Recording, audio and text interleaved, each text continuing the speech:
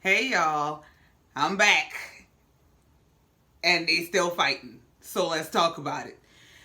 We pick up episode 2, still at the table, throwing around hot boxes and sing over good food.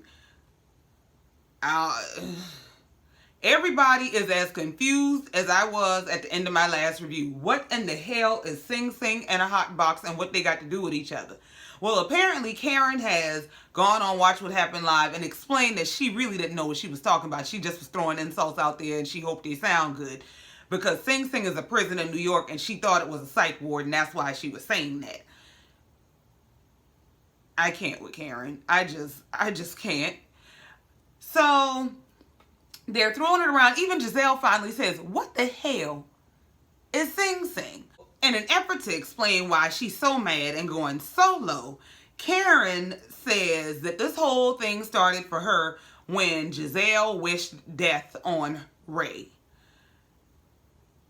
Now, I think everybody was just as confused about that as they were about Sing Sing. When the hell did she wish death on your husband, Karen?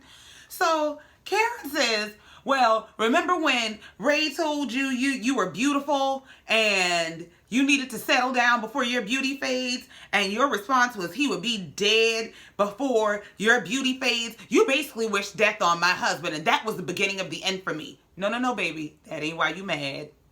That ain't why you mad. Why you mad is because your husband told her she's beautiful. Period. End of the sentence. That's what happened.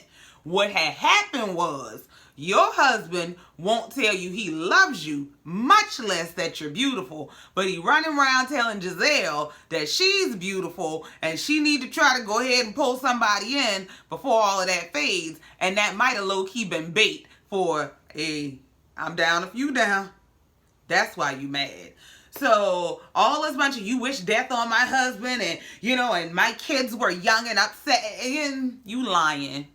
You lying. So even Robin was like, well, if you had an issue, because I think that was like season 1. She was, or 2, or something way long time ago. She was like, well, why you didn't say something then? Oh, well, my kids were young and they were, but it was this in the same season where you was chewing your husband's mouth trying to kiss in front of everybody and your children looked absolutely embarrassed and disgusted and you were trying to look like a hot couple? Is this the same season? Okay. Karen, you lie. Now here's my thing. If a man sits up and says something to me like you need to find a man before your beauty fades, let me tell you something. I am of the same sentiment as Gizelle. You will be dead and buried before my beauty will fade, honey. Okay? I'm going to be fine till the very end and beyond. If my ghost shows up, my ghost is going to be fine. Okay? How dare, because who is your husband to sit up and say something like that to a woman? Like, you know how much gall you got to have? So you deserve whatever you get. Like, to tell me I need to settle down before my beauty fades? If you can buy a face every year, why can't she? Now Gizelle is messy. Gizelle is not loyal to anybody. Gizelle doesn't make good relationship decisions. But Gizelle is gorgeous. That you cannot take from her. Gizelle is going to be gorgeous until the very end. Okay? That you just can't take from the lady. So I stand with her, and I don't support a lot of stuff Gizelle do because Gizelle is messy. We know that, okay? But she's gorgeous, okay? Karen, that's why you mad. And you done gone had all kind of work done. You got a new face every season, and your husband is still unimpressed. That's why you're mad. And so now, anybody who tries to check you or tell you, you doing too much, why are you mad at us? Now you firing shots around the table. Because, now you shooting at Robin about when is her wedding. And after COVID, when is yours? Like, Karen, please stop. So, in an effort, I guess, to mediate, Mia jumps in, who is a guest of Karen, to say, well, Karen, I just met Gizelle, but I really like her and I'm a good judge of character and I can tell she has a great heart. And Karen's like, well, you know, you just met her, but all right. Now, Wendy is triggered. Wendy decided she is now Mia's opposition. And she is confused as to how and why Wendy, as to how and why Mia is stepping in to defend Gizelle when she came as a guest of Karen. So now Wendy becomes Karen's defense attorney, okay? Everybody's confused. This is just one big confused ass dinner. So now, like, Robin's confusion is just what I said in my last review. Like, what happened to Wendy? Did Wendy get a new personality when she got this new body? Because you couldn't stand Karen last season. Like, you're this brand new person, but okay.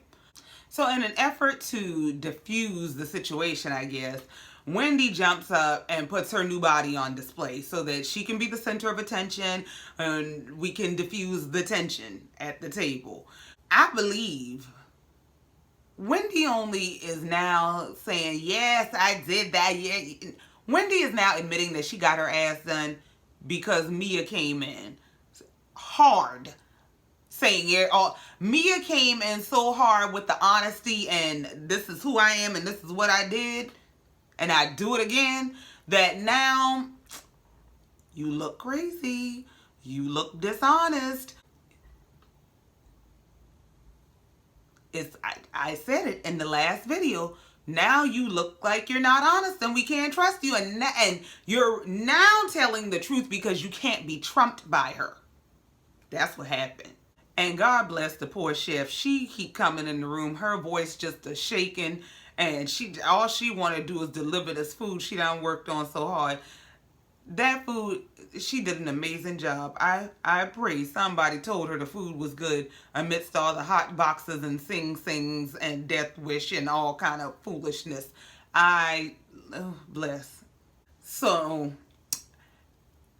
aside from bless her heart, the little shaky chef, here comes Mia about, oh, did you have to wait for me to disclose that I had my ass done for you to disclose that you're that insecure? Oh. Too damn shay. Mia got your number. And I'm just surprised at Wendy. Like, Wendy, I thought you were realer than this. I thought you were, and it's not even about the getting the body done. It's about the not being able to own it. Like, Mia is owning her shit.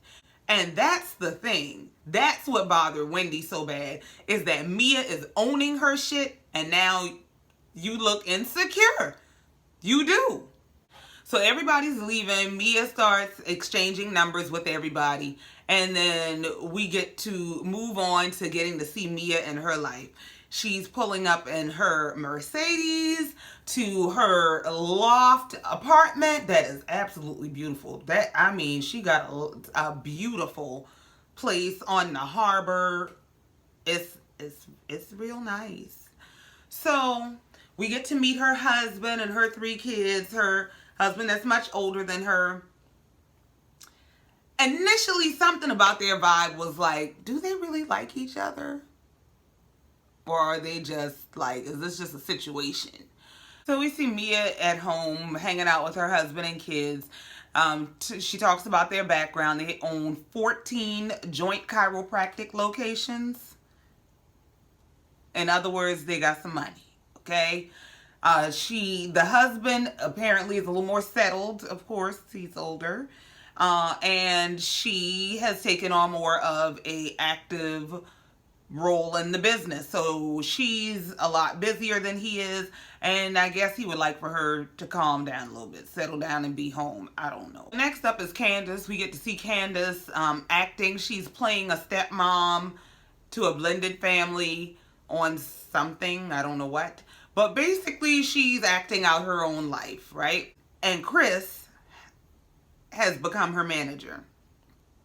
All I'm going to say is I really like Chris and Candiace together, and I hope their relationship can survive that, because husbanders seem to turn into ex-husbands a lot. Then we go to Ashley and Michael's house. Ashley's mom stops by, and let me tell you something. Ashley gets on my nerves. I can't stand Ashley, but that's a cute little boy. Oh my God. That little baby is so adorable to me. I just love him. Now, his mama and his grandmama something else, but he's a sweet baby. So Ashley and her mom are sitting and talking about this new nanny that Ashley has. And her mama got the nerve to ask her, well, aren't you happy she's not like a supermodel with a figure-8 body? First of all, how you gonna just shade that lady like that? Like she's not, oh my God. Number two, have y'all not figured out Michael don't give a damn? Figure-8 ain't what Michael's looking for. Figure whole is what Michael's looking for. As long as it got a hole, that's all that matters. Like, I don't know how y'all haven't figured that out yet. But okay. Anyway, she discusses that the nanny seems to be helping and that, Michael is answering her calls on the first ring now. Well, maybe that's because you're 9 months pregnant and he thinks you're calling to say you're in labor. And then just like I said, she is telling her mother that, she is using whatever holes she has available and functional on her body to please her husband because sex has become uncomfortable at this end stage of her pregnancy. Like I said, he don't care about figure-8. He cares about figure whole. So next, Robin stops by Gizelle's house. And Robin got some things to say. Robin, first of all, said Gizelle's new addition on her home it's beautifully decorated inside, but outside it's really not cute. It looks a mess. It looks like a house that was just attached to her house. So just like I said, while she is talking her trash about Candiace, she could have spent them same dollars she spent to attach a house to her house. She could have just bought something really, really nice. And I mean, I think it's nice. The fixtures and things like that are nice. But for what she spent, I think Candiace is the smarter of the two, in my opinion. Gizelle and Robin go on to talk about what's going on with Gizelle and Jamal. And Gizelle is finally admitting what everybody knew, which is that Karen was right and that the man did live in her phone or does live in her phone and there's no relationship there. Karen, Gizelle, we knew that, okay? And even Robin said, I don't think this was a shock to them. I don't think they were heartbroken about it because this was an arrangement. This was not a relationship, and it always has been. So then we get over to Karen and Ray's house, and they're making up the bed. And Ray said, I don't understand why we got so many pillows on this bed. This don't make no sense to me. And they flash back to Karen talking about how she gets her rocks off using a pillow. Because ain't nothing really going down between her and Ray. And why these people show the pillows on the bed and there's that one smashed up pillow, I said, oh, that's the one. That's the one that's just going through it. That's the damn one. So Karen and Ray sit down to talk about the fact that Karen feels like she went too far and too hard with Gizelle. And she did. You absolutely, like, on a serious note, even if it's true that she has a hot box, that is nothing. That ain't the kind of stuff you use for shade when you are going back and forth with a person. That's just below the belt. And Karen is too old for that, period. So she decides that the way she's going to correct this and move forward is she's going to have a love party. And Ray is sitting there looking at this woman like, this woman is really, she takes herself serious and I just can't. And he, do whatever you want to do. He gets up to walk off and, as usual, I love you. Ray said, okay. Ray, why? Karen, honey, I said I love you. I love you too. Girl, that's why you mad with Gizelle. So the same way you said Gizelle is mad because her relationship ain't real and it's failed and she's unhappy, sometimes it take one to know one.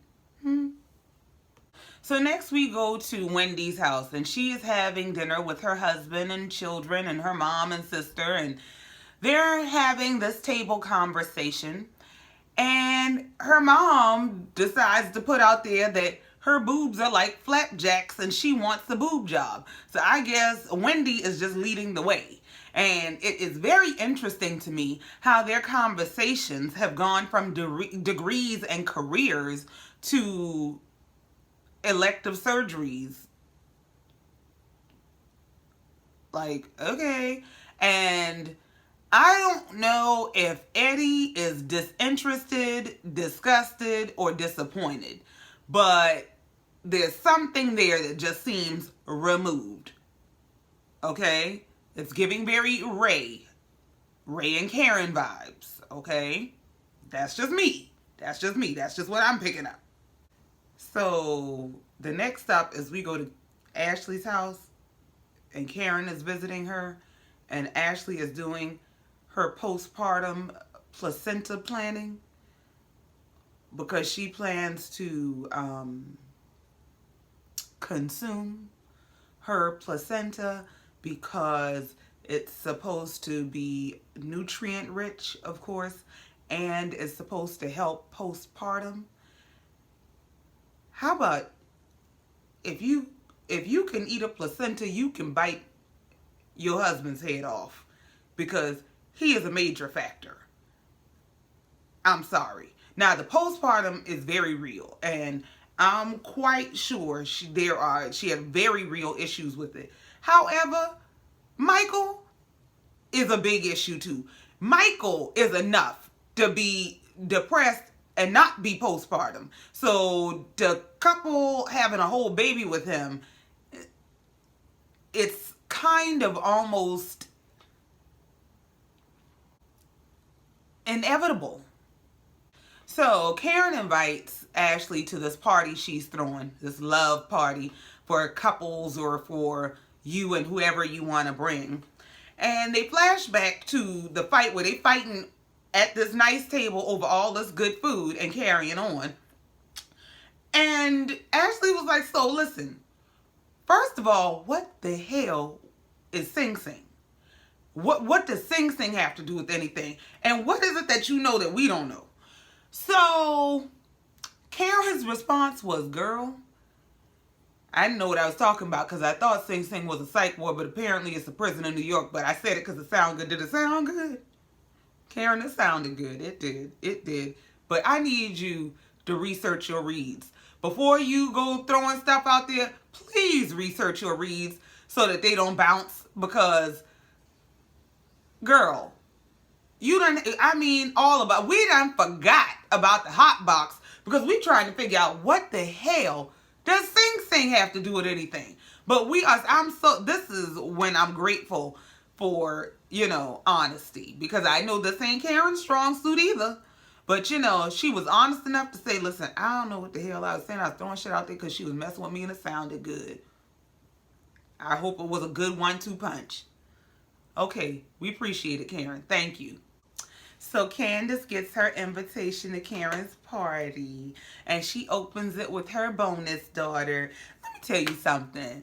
This, for the people who have been saying for the longest that Candiace needs to grow up, this is Candiace at her grownest, and I love it. They just seem so natural together, and the baby is so shy. You can tell she's such a shy girl, but Candiace is almost like the safe place for her in front of all these cameras and all this action and stuff.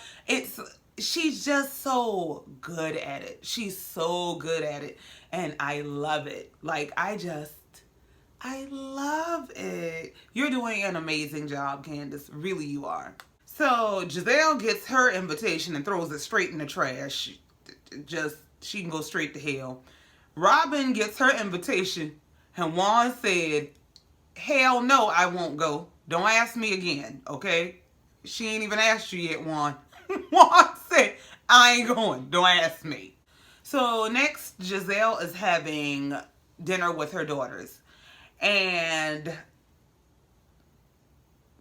if won't nobody else do it, her daughters will hold her accountable, okay? And read her down. They done told her, you don't know how to pick men. We told you not to get back with our daddy, but you did that. You don't know how to break up with nobody. You need our help. And they're right, okay? Now, in turn, Gizelle tries to give her daughters some good advice to listen, avoid rappers and athletes. Listen, I dated a gangster one time, and they just like, ooh, tell us more. Did you go drop off drugs and things? What'd you do, mama? And Gizelle said, that wasn't the point, y'all. I'm trying to tell y'all not to deal with those kind of men. Like, but they're like, that sounds like fun. You around here dealing with this preacher man called our daddy. I'd rather, I'd go on an adventure with the gangster first. Lord, help the girls. And they commenced to schooling their mama on relationships. So we get to the end of the show, which is this party at Karen's house. Mia and her husband Gordon are the first to arrive, and I'll be damned if Ray didn't lose his damn mind when that woman came through the door. He wouldn't let that lady hand go. Ray, her husband right there. Your wife is right there. Ray don't give a damn, and he ain't gonna play old and see now. I can see good. Hey, who is this woman in my house? Because, I ain't seen nothing like this in my house in a long time. Karen, get Ray, because he on the loose again.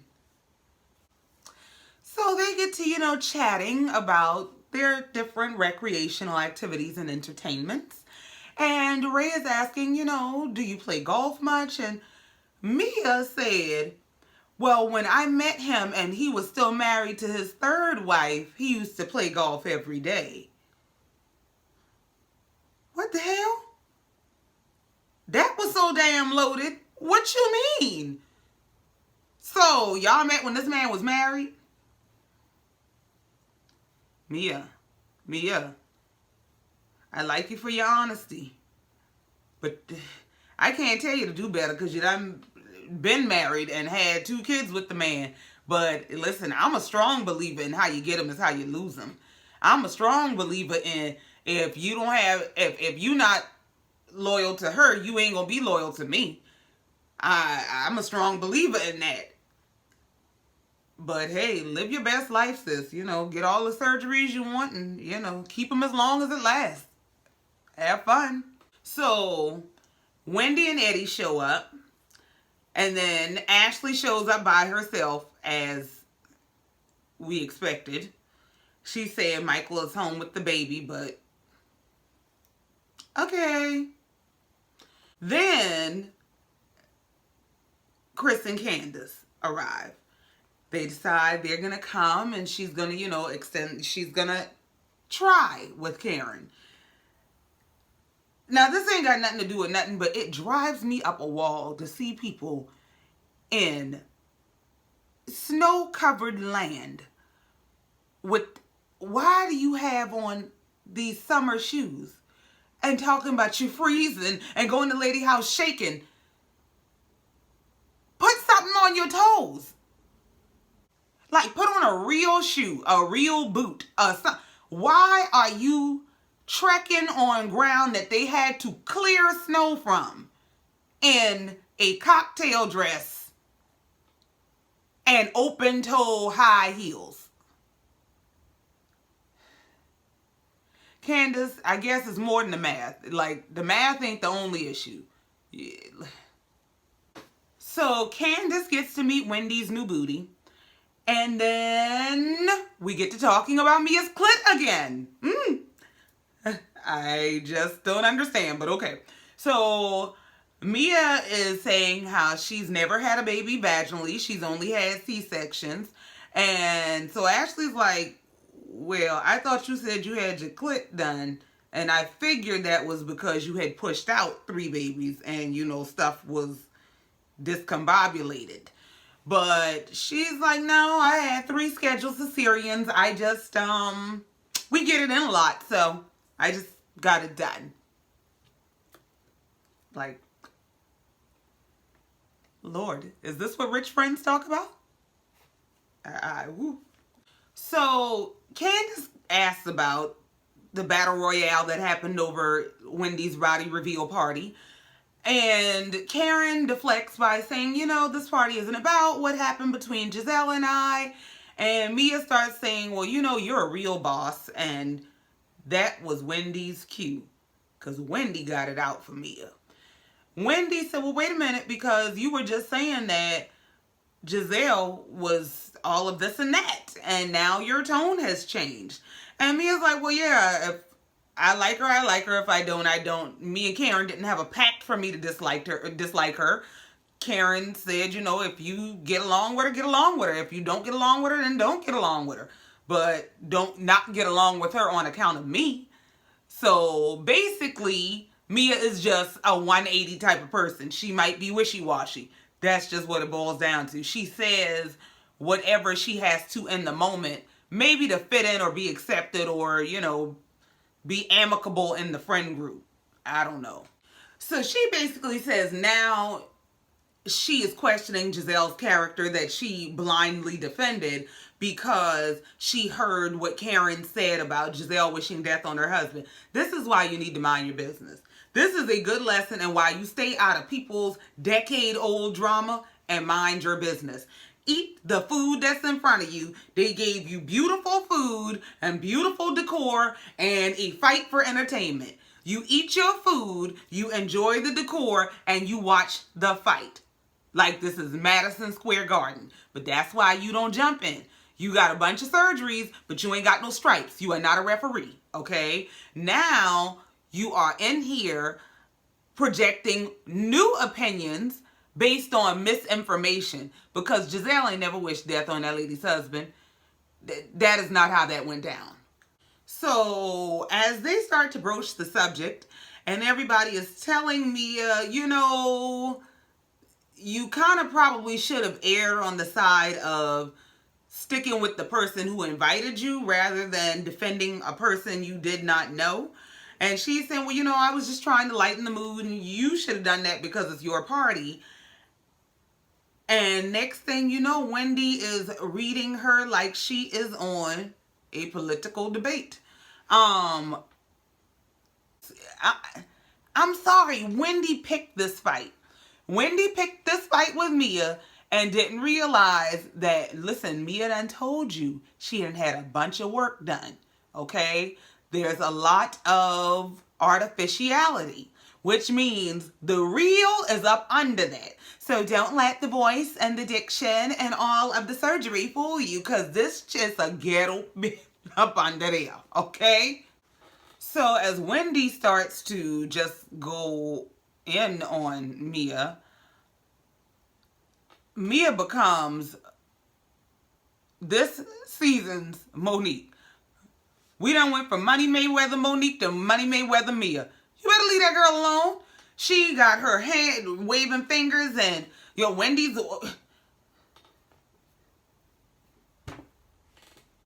Now, Wendy was waving her finger and Mia's waving her hand. And Wendy starts with the don't put your hand in my face. Mia said, it's in your face. What you gonna do? This girl is hood, okay? She will fight you, Wendy, okay? She will fight you, and she got more businesses than Monique, okay? She will fight you and go home happy. She's not going to be chasing Real Housewives down like Monique is on YouTube doing, okay? She will fight you and then go get work done to correct whatever she messed up. You better leave that girl alone. Now, Mia made a good point. Mia said the fact that Wendy is so bent out of shape tells me that Wendy is very insecure and very threatened by me. And I have to say I agree. I don't know why. I don't know what it is. But Wendy is triggered by Mia. And it's sad because Wendy, for all intents and purposes, has it all. You have the education, the career, the family, the home, the body. You have the mother that Mia does not have. You have everything. So what is your issue with this girl? And I understand some people are just not likable. Some people just rub you the wrong way. But sometimes how you react to people speaks more to who you are than who they are. Because they gonna be them. But people can't pull out of you what's not in you. They just can't. So the fact that you have such a reaction to this girl is like, what is the issue? Why do you just dislike her? Why? And she's throwing jabs in the confessional about, get your clit down, get your knee down, get whatever kind of work you want done. Well, Wendy, you're no longer of the audience of people who can throw shade at people who got work done. Because not only did you get work done, you were slow to admit that you got work done. You only admitted that you had work done because she admitted to all the work she had done. And now you want to throw shade at her for how much work she had done. When we see that you have had you are different from head to kneecap. And that's just what's real. And Mia's point goes on to be proven when they play this couples game that Karen has put together. So they're playing this game with these questions, and they have to see how many couples answer the same way to get a point. So they, do these questions about the wildest places they've had sex and yada, yada, yada, and where they met. Surprisingly, Mia and her husband met in the strip club. She said she was a bartender. Okay, girl. They go on to ask the question, if something happened to their wives and the men could be with any woman, any other one of the wives, who would it be? Wendy and her husband over there, now they're not supposed to be deliberating, but they are. And she says to him, you better fix that because it looks like you put Mia on that board. Ain't that the premise of the game? To say who he might want? That might be what the problem is. I don't know if you know your husband is attracted to her. I don't know if she reminds you of someone your husband dealt with. I'm not clear quite yet on what it is, but there is something going on when you are mic'd up in front of cameras doing all that, and then you're gonna say you ain't insecure, you ain't jealous, no, babe, something's going on. Yeah, something's going on. And to contrast that, to show you what maybe somebody who is a little more secure looks like, Candiace said Gizelle and Mia. Basically, I know what my husband loves. Gizelle. He liked to cook for her. And Mia's beautiful. It would be one of them. If he had to pick one of the housewives other than me, it would be one of them. That's the difference. Wendy, you looking real insecure. This is just not the Wendy I thought she was last season. And maybe she was this Wendy. Maybe the difference is that I always took her leading with her degrees to be about, don't play with me. Like, I am educated, I'm accomplished, I don't have time. So don't play the little lowbrow, low intelligence games with me because I'm not the one. That's what I took it for. But now it seems like, okay, maybe there is an insecurity issue. And maybe she's leading with the degrees to feel secure and to feel like, well, this is what I have, because even if I don't have the body or feel like I don't have the looks or look that I feel is ideal, I have this and I have 4 degrees and I'm a doctor and I have 4 degrees. And so now it's like, oh, maybe you were insecure. And this goes to show that you can get all kinds of work done. If you don't do the inner work, it does not matter, because you're not going to be happy. You're not going to be secure. It's not going to make you feel better. You will always be looking to tweak something here and there, thinking that it's going to tweak the controls in you. And it does not work like that.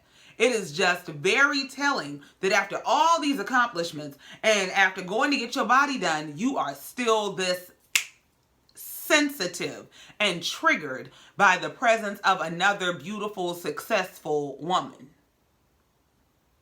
It just is very telling. And I'm just disappointed, because this is not who I thought Wendy was. And it was even more disappointing to watch her sit up there and high five her husband like we didn't just hear you tell him to wipe Mia's name off that board. Girl, you are educated, but you ain't smarter than us. We can hear you. So the episode comes to an end with Candiace saying, if Mia was a bartender at the strip club, then she's a white man. Girl, Candiace, I'm with you, okay? And Mia says, you know, Wendy's husband has been programmed to be Team Wendy, and he has a very insecure wife, and they need to work on that. Now, the last part, I am slowly coming to agree with. Wendy, please, please, please do better. Please. Because I'm just hurt. I'm so hurt and so disappointed, because when I tell y'all I go up for Wendy, I go up for Wendy, and Wendy is just going down on me. I can't do it. That concludes the episode. It looks like next week we're going to get into Mia's background and her relationship or lack thereof with her mother. And we'll see what that can of worms looks like. So until next time, thank you for stopping by. I appreciate you letting me get it off my chest. I will see you next time. Love you, mean it. Bye.